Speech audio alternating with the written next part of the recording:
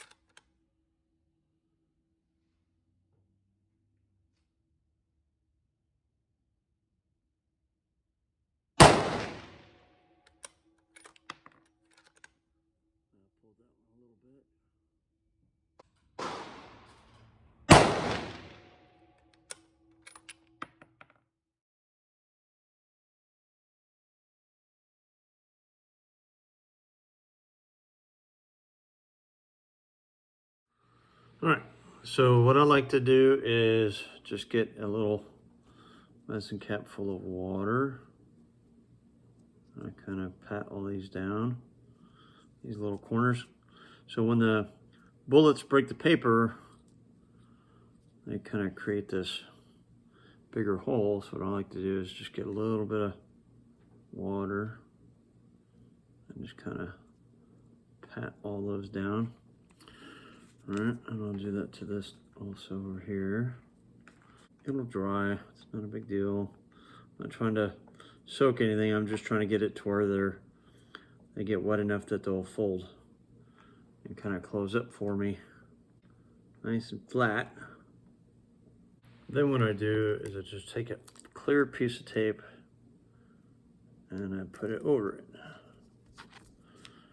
All right, so look at that piece. All right, so give me a piece over here.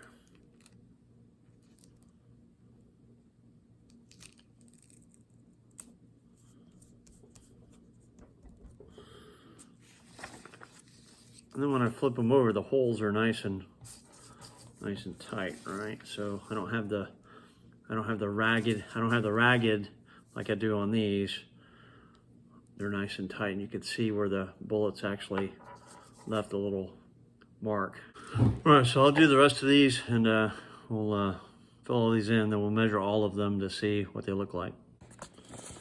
All right, for example, this one right here, you can see how the back and how ragged all the bullet holes are. So when I get them wet and tamp them down, then they fill in, right? So they go from looking like that to looking like this, right?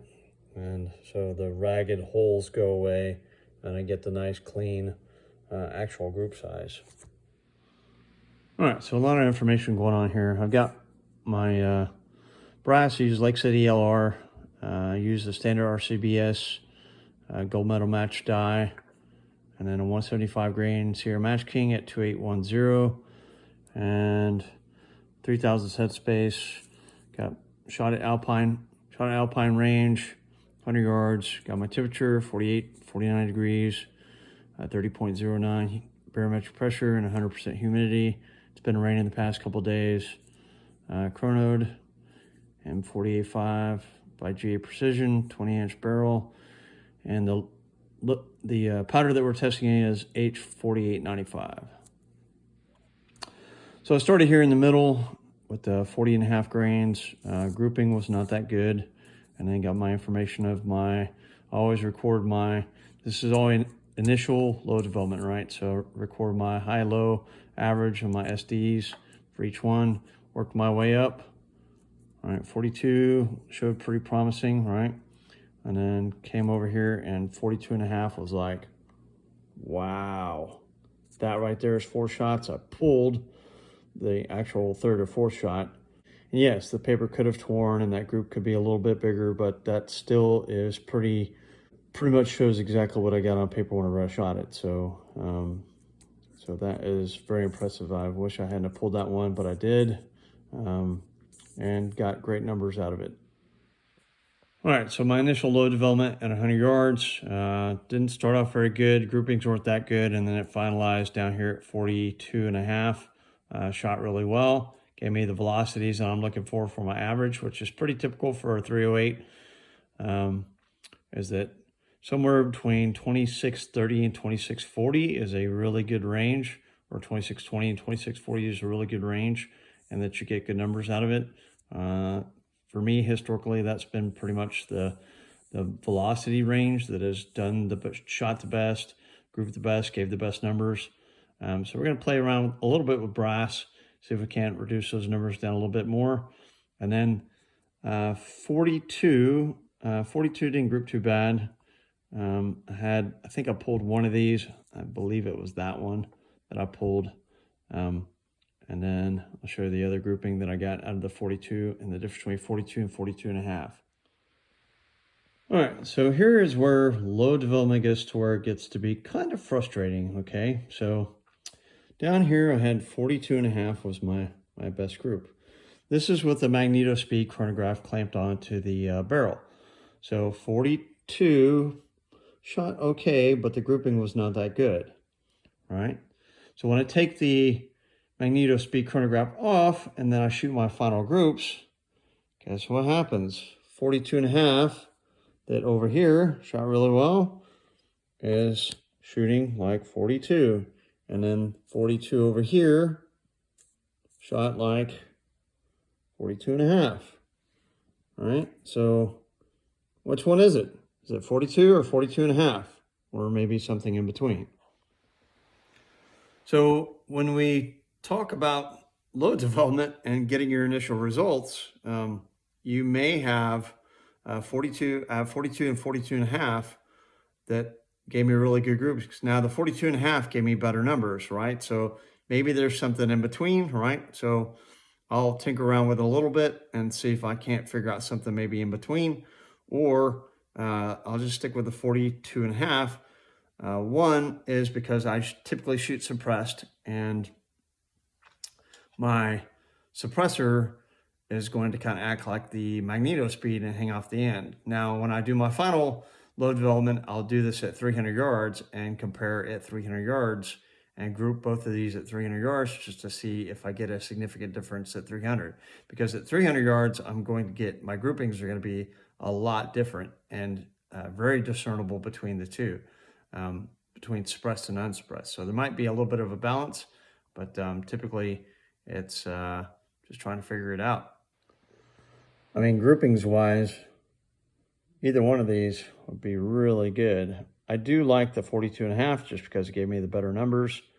It gave me an SD of 8.6, whereas 42 gave me an SD of 13.4. So this is pretty typical, and this is excellent numbers.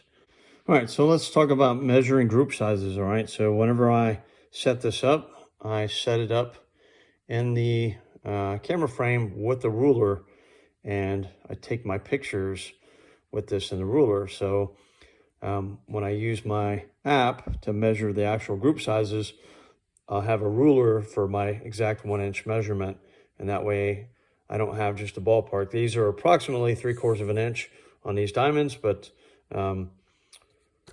this is a lot more precise than using something that's a ballpark.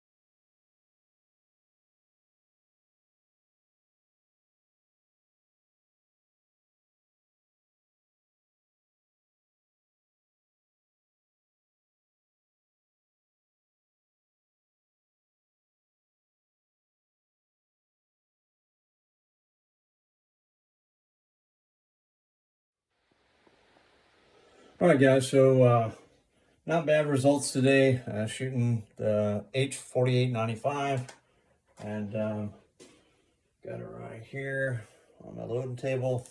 So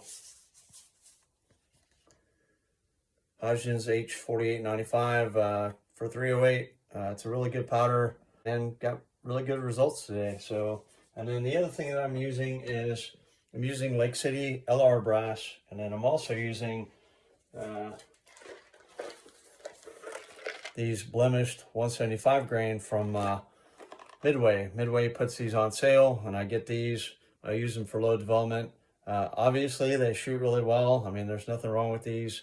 They are just blemished. I don't weight, sort, and measure the diameter and the jacket thickness, and I don't care about all that. But these are a good deal, and they're a very good deal, and they shoot very well. So, and depending on where you get your blems from, I think these are nozzlers. I've had the ones from Powder Valley that are the Sierra blems. How you can tell they're the Sierra blems is they come in the same bag with the little green tie on there, and that's how I know they're Sierras. Those are nozzlers, I believe, so they're kind of packaged like the nozzlers are.